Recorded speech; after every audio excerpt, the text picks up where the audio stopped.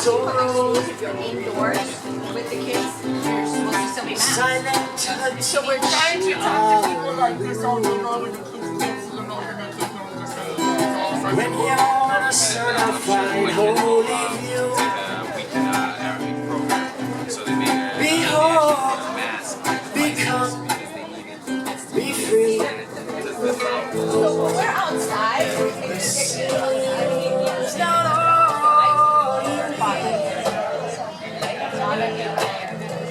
Sing low, bring love. Thank you everyone for being here.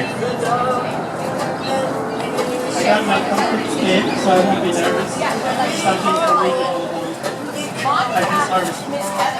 I've got a story. So you guys just hang out there. Hi everyone, my name is Kanan. I'm the director of Eastie Farm. I want to welcome everyone here.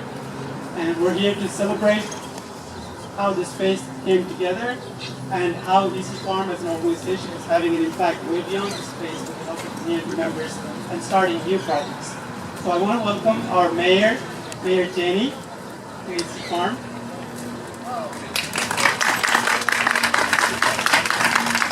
And also our Councilor, Lydia.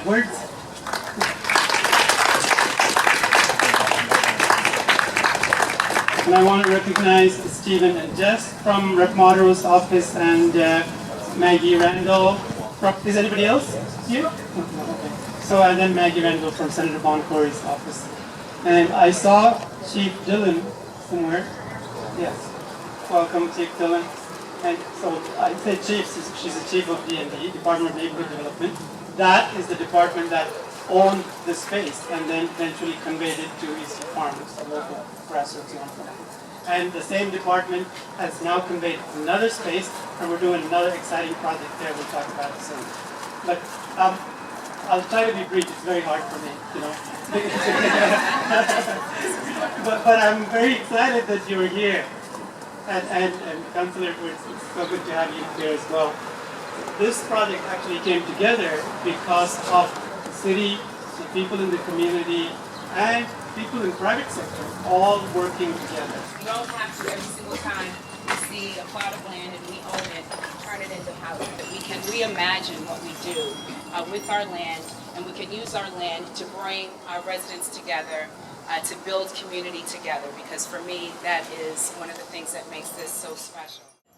This to me is an indication of the seeds when we plant together, when we plant honestly and we grow together. This is how neighborhoods stick together.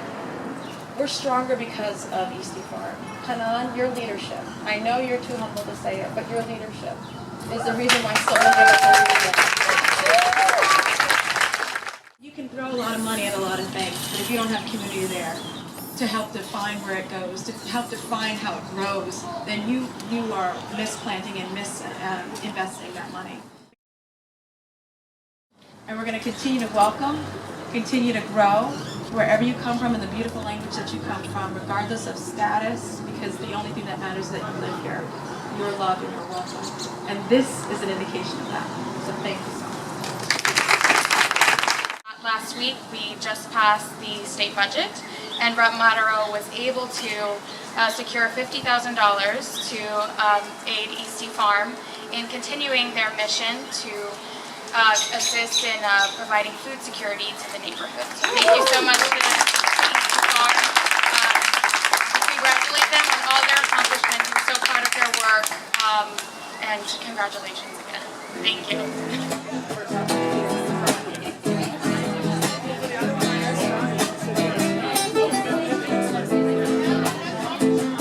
Worked with Lawn Meat and Tawakal.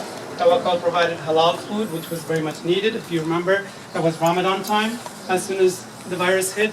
And so we had to do that. And then we also brought about 5,000 meals a week to people in East Boston.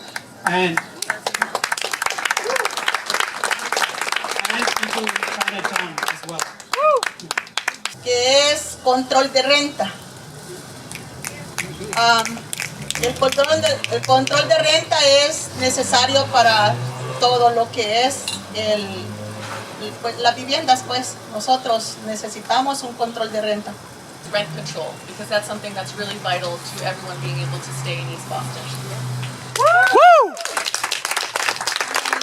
The harvest that happens here does go back to the community. During the pandemic, as someone who lives in Eastie, I feel so grateful to have support and know that I'm not gonna go hungry with places like this. And with that being said, I do have an ask for you, Janey, and that is that, and Boston in general, my hope is to see Boston work hand in hand with organizations here in East Boston and all throughout Boston, and to work intentionally in changing things and support economically, you name it. If we work together, we're gonna be stronger.